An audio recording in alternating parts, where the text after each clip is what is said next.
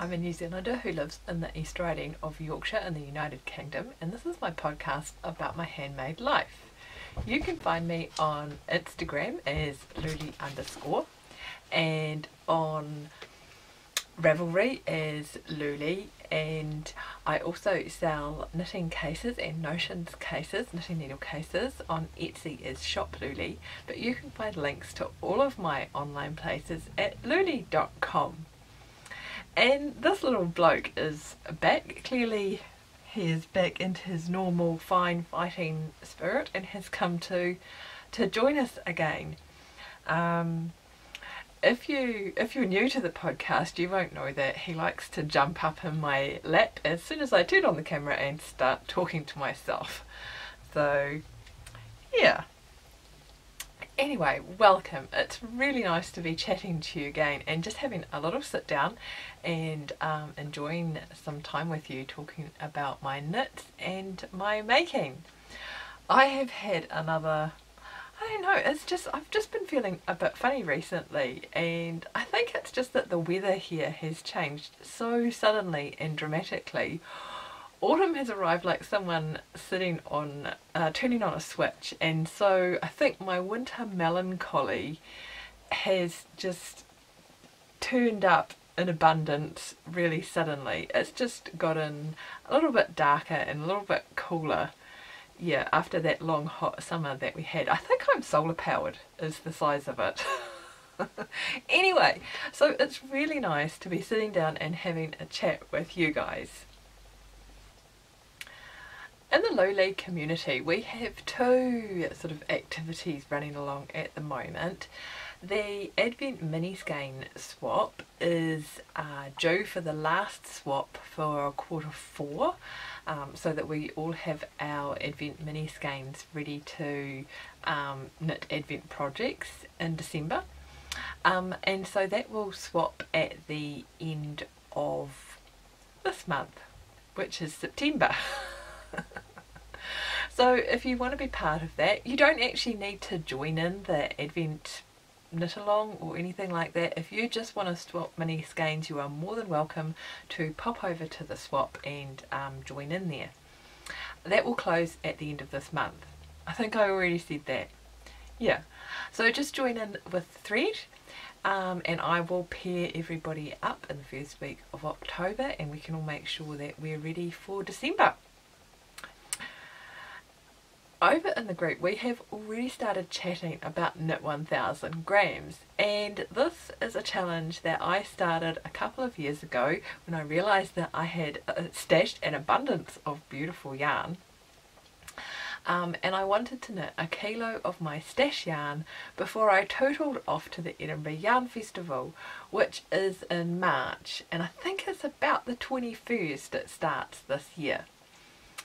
So a couple of you were talking over in the Ravelry group about knit 1000 grams and whether or not it was too early to start, and yeah, I think the start of autumn, 1st of September, is a good time to start thinking about what we want to knit over the winter. So I have opened 2 threads. One is a chatter thread, so you can talk about your goals, you can flash the stash that you want to knit. Yeah, and the second thread is our progress tracking thread. So you set up one entry in that thread, and then you just amend it every time you finish something, and you amend how many grams it was and how close you are towards the 1000 grams goal. Some of you have greater goals as usual, some of you are planning to knit kilos and kilos of yarn. I'm also tracking yardage this year because I tend to knit in quite fine yarns, and yardage just makes me feel better about myself. I knit a lot in 4-ply, and you know, things that are either DK weight or lighter, mostly 4-ply, some lace weight and stuff like that. So yeah, I think tracking yardage might be a little more motivational, might give me a bigger number. Everybody likes a big number. So yeah, so I have pulled together the projects that I want to work on. Whips count as far as I'm concerned, if it's not washed and blocked and ready to use, then it's still stash. So yeah, whips totally count. So I have amassed the whips that I want to work on this year, and the first one of course is my doodler shawl, which I started for the stash depreciating shawl along, and I really honestly thought that I would have finished Sizzle Pop and this by the end of August, but as you can see there's not much happening there. I've done a few wedges but not many, and I'm knitting this out of some leftovers. So yeah, worth mentioning, stash is anything that you had in your stash at the 1st of September. So yeah, anything you buy from now on doesn't count. Yeah, so that's the first project that I want to get off my needles. And you're going to have to get off my lap so that I can show the next project. Go on.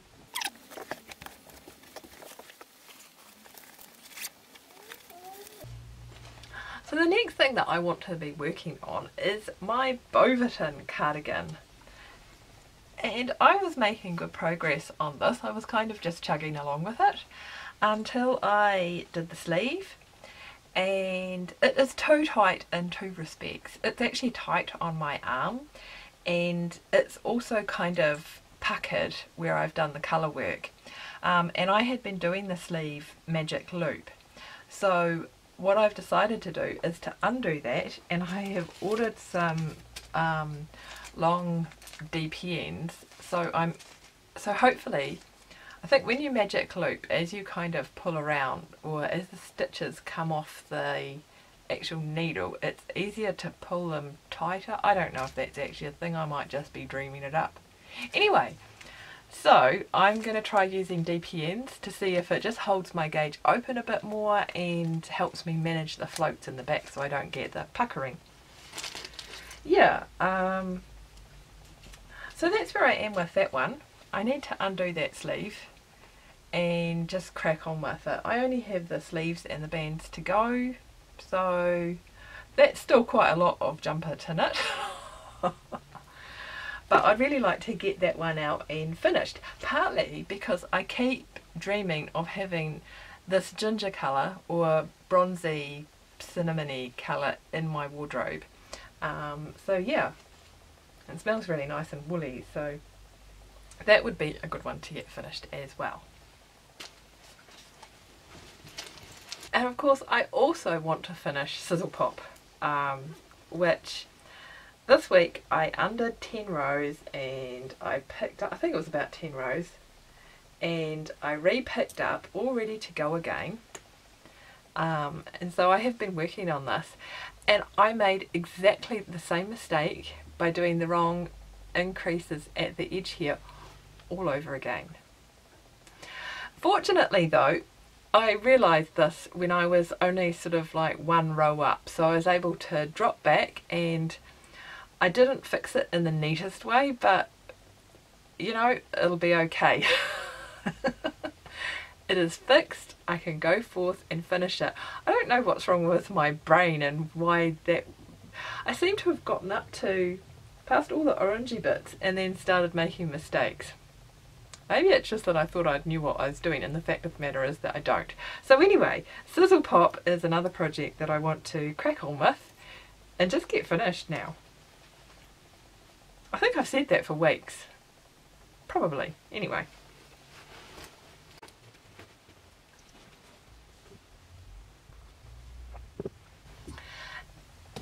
This is the last thing that I want to cast on, a new cast on for Knit 1000 grams, is the Cheviot Blue. I've decided to go ahead, I've changed my mind about what jumper to knit, and that's generally, when it comes to garments, I never really know until I've cast on what I'm going to settle on to knit with a specific yarn or to fit in with my wardrobe. So yeah, that's definitely something that I would like to have knitted up before the Edinburgh Yarn Festival, and I think it'll be a really great wool and garment to have in my wardrobe, to have a lightweight jumper like that. So that's really exciting. And I was talking about this yarn with a friend this week, and we were discussing different patterns and patterns that we'd knitted and we really liked, and we were looking at patterns on Ravelry, and she saw a cardigan that she really wanted to knit, and she wanted to undo a garment that she was partway through knitting and not loving so that she could start this cardigan. So we have decided to have an undoing party this evening. I thought that dog was coming back, but he's gone to investigate something else. Yeah, so this evening we've decided to have an undoing party, and this is partly inspired by Eva from the Charm of It, who I think she had some sort of cowl or something that ran in August for undoing a garment that you already have, or just an item that you've finished and you're not that keen on and you'd like to just retrieve the yarn. So I have two things that I've pulled out to unravel. The first one is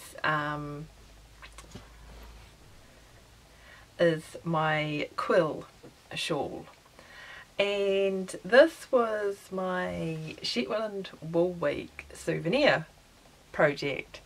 So basically I went to Shetland with the pattern. It's a pattern that I've wanted to knit for a very long time, and I thought it would just be really appropriate to cast on a hat while I was actually in Shetland, and to do it with Shetland wool. And so I took their pattern along. I went into the Jameson and Smith shop and they helped me pick out the yarn, which was Shetland Jumper Weight Supreme. I always feel like you have to say the Supreme like that. It just, yeah, tickles my fancy, I suppose. Yeah.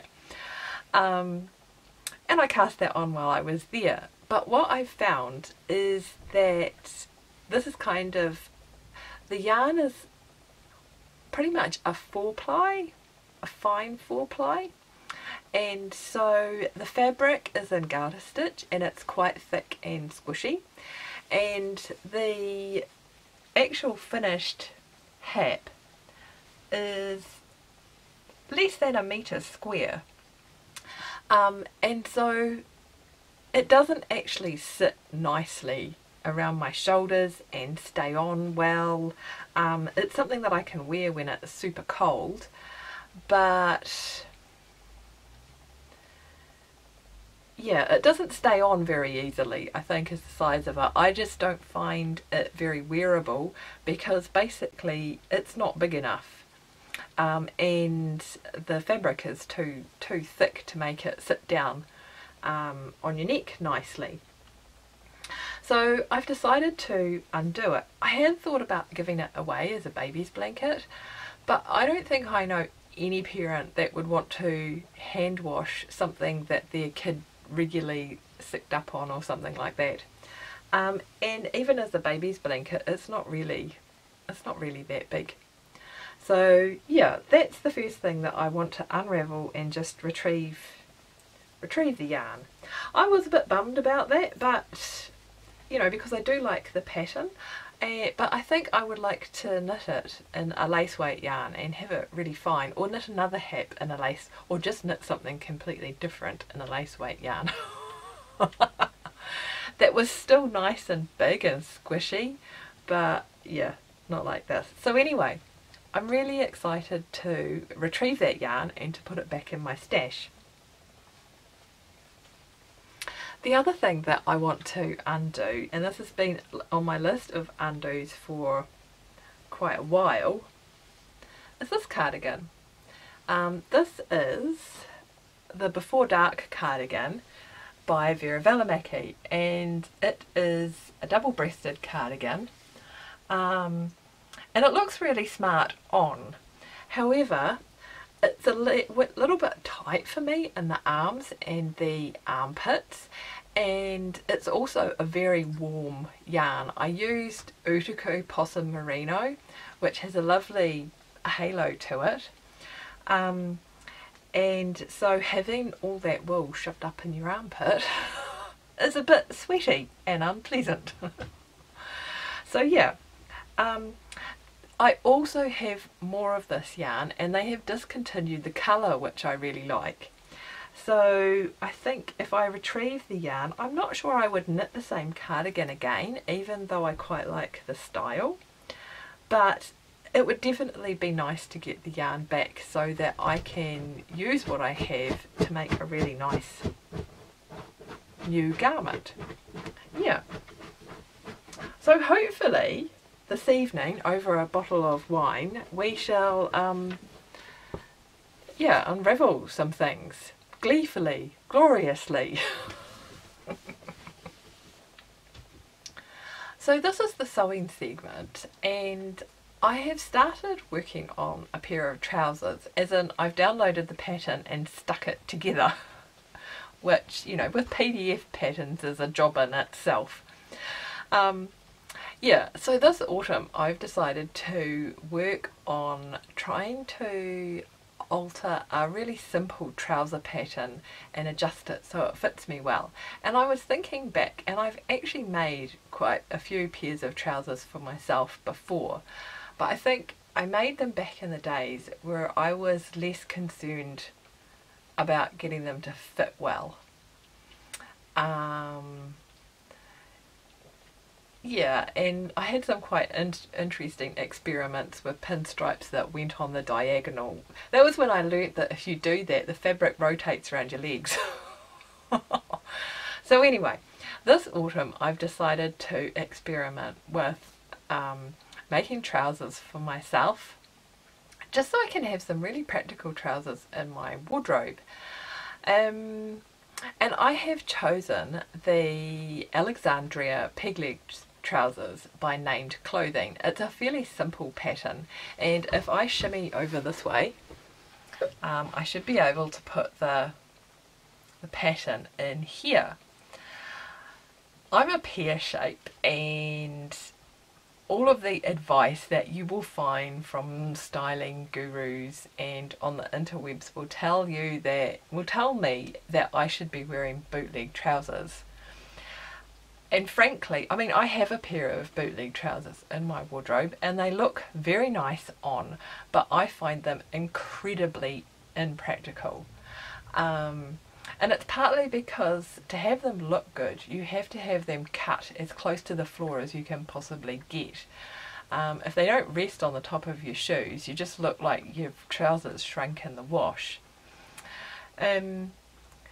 Yeah, and I live in a damp climate, so I end up feeling like I have wet dishcloths flapping about my legs. I really don't find them a particularly practical cut. And so I thought I would try a tapered pair of trousers, which in theory, well, styling theory, I'm not supposed to wear, but I don't see why I should care about looking tall and slim when it's really unpractical. So I have decided to try and make myself a pair of tapered trousers, and one of the things that I find when I go shopping for tapered trousers is they're not cut well for my shape. So as the sizes go up, you get more fabric sort of like all around your body, and I don't actually have a backside. Yeah, my bum is pretty much non-existent. All of the width, or sort of, yeah, all of the width is actually at the side of my body, and I find that with tapered trousers they often have too much fabric in the bottom to be flattering on me. And also they often have those little crow's feet at the front crutch because they pull at the sides. So I'm hoping that by making up a toile in the Alexandria trousers and altering them so that I actually have fabric in the right places to suit me, that they'll actually end up looking pretty good. Because, yeah, I think if something is cut well for you, then that doesn't really matter if the style is meant to make you look taller or slimmer. It's just going to fit you well and look pretty good anyway. So, and I think that this pattern will be a fairly easy pattern to have a foray into fitting trousers with. So I have glued it all together. I have my old duvet, which you've seen several times on the podcast already, all ready to go, so I can cut out all the pieces.